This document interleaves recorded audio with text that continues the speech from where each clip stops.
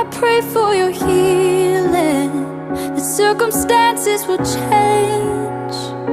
I pray that the fear inside would flee in Jesus' name.